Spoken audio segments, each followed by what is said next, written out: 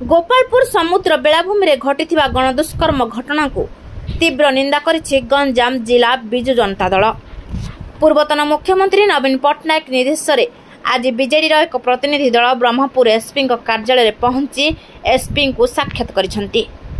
गोपालपुर निर्वाचन मंडली रे एभली गणदुष्कर्म घटना एक मास रे दुईटी हो गलानी। तेणु आईन श्रृंखला परिस्थिति संपूर्ण रूपे विपर्यस्त हो पड़ी। बीजेपी सरकार समय दुर्बृत्त माने एभली अपराधिक घटना घटाइबा निमंते साहस पाइछंती। पुलिस पेट्रोलिंग कड़ाकड़ी कर जोगु अपराधी माने सक्रिय होई गोटिए परे गोटिए अपराधिक घटना घटाउछंती। तेणु पुलिस पेट्रोलिंग को कड़ाकड़ी कराजिबा सह अपराधी मानक प्रति दृढ़ कार्यानुष्ठान नियागले ही अपराध को रोका जाई परिबो। एही अपराध बंद न हेले आगामी दिन में बीजेडी आंदोलन पर राजरास्ता को ओह्लाइब बोली कहिसंती बीजेडी प्रतिनिधि माने। एने ब्रह्मपुर एसपी को मध्य एक दाबीपत्र प्रदान करिछि जिला बीजेडी। एही कार्यक्रम में गंजाम जिला बीजेडी सभापति डॉक्टर रमेश चंद्र च्याऊ पट्टनायक, ब्रह्मपुर पूर्वतन विधायक विक्रम पंडा, कवि सूर्यनगर पूर्वतन विधायक लतिका प्रधान, पोलसर पूर्वतन विधायक श्रीकांत साहू समेत बहु बीजेडी नेता और कर्मी उपस्थित थिले। अत्यंत निंदनीय और दुर्भाग्यजनक घटना आज जो भाव काली जो घटनाटी घटी आज गंजाम जिले में जदि देखिए प्रत्येक दिन रेप, प्रत्येक दिन मर्डर और प्रत्येक दिन चोरी डकायती बर्तमान माति अपराधी मान निश्चित भाव कौटी ना कौटी देखा अपराधी मान भय छाड़ी ए सरकार आसवा पर विशेष भाव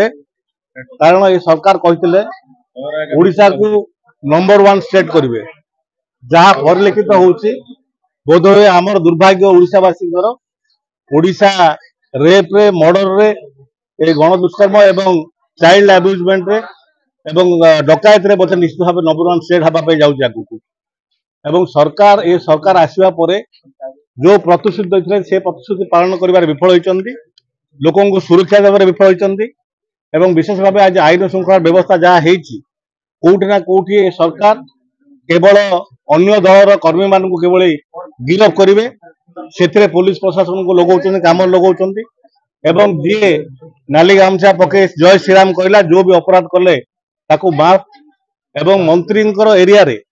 जी प्रतिनिधित्व कर गोपालपुर से कैबिनेट मंत्री तीन विभाग मंत्री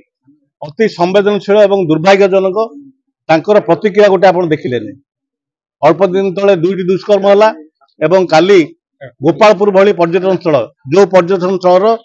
सारा पृथ्वी रे ना रही गोपालपुर को लेकिन आम गंजामवासी कहीं ओडिशावासी गर्व अनुभव कर पर्यटन स्थल एक दुर्भाग्यजनक निंदनीय घटना घटवा गंजामवासी ये गोटे प्रश्नवाची होती गंजाम ना गोपालपुर ना आज सारा विश्व दरबार में बदनाम होती सरकार दायी एवं स्थानीय प्रतिनिधि माने जदि प्रतिक्रिया प्रकाश करते जदि किभली पुलिस काम कर तागिद करते जदि आलोचना करते बारंबार ये घटना घटाई अपराधी माने साहस कर आप देखिए विगत सरकार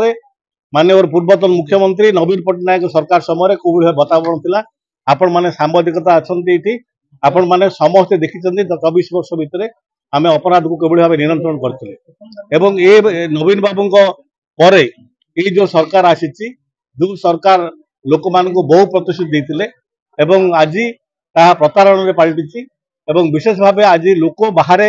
बुलवाई चलवाई घरे रही असुरक्षित मन कर कारण डकायत राहजानी मर्डर एवं गैंग रेप ये कार्यक्रम बढ़िबार लगी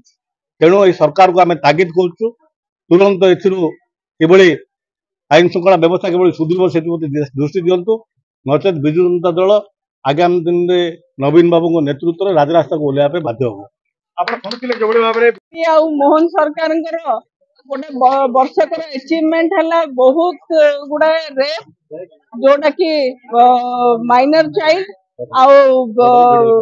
यंग लेडी ये समस्त जो अत्याचार होची सरकार अत्याचार सरकार होम डिपार्टमेंट संपूर्ण भाव नीरव दृष्टा हो होम डिपार्टमेंट को नेता माने व्यवहार कर केवल सुरक्षा और सिक्योरिटी प्रोटोकॉल व्यवहार कर साधारण जनसाधारण सुरक्षा पुलिस डिपार्टमेंट कम काम कर बरम अधिक काम कर ଏଇ ଯୋଉ ନେତାଙ୍କୁ ସୁରକ୍ଷା ଦବାରେ ଯାରି ପରିଣାମ ହଉଛି ଏଭଳିଆ ଏତେ ଦୁର୍ଘଟଣା ଘଟୁଛି ଏବଂ ତା ସହିତ ଏତେ ମାତ୍ରାରେ ବଳାତ୍କାର ମାତ୍ରା ବଢି ଯାଇଛି ଯୋଉଥିରେ ଖୁଲମ ଖୁଲା ସେମାନେ ସାହସ କରିପାରୁଛନ୍ତି ଆମେ ଅମକ ଲୋକର କର୍ମୀ ଆମେ ସମକ ନେତାର କର୍ମୀ କଥା କହିକି ସେମାନେ ପୁଲିସକୁ ଧମକ ଚମକ ମଧ୍ୟ ଦଉଛନ୍ତି ପୁଲିସ ମଧ୍ୟ ନିଜକୁ ଅସୁରକ୍ଷିତ ବୋଧ କୋଉଠି ମଣୁଛନ୍ତି ଯାରି ଫଳରେ ଏ ଘଟଣା ସବୁ ଘଟି ଚାଲିଛି। ଗଞ୍ଜାମରୁ ଦିନେଶ ପଟ୍ଟନାୟକଙ୍କ ରିପୋର୍ଟ ପ୍ରୟା ଖବର।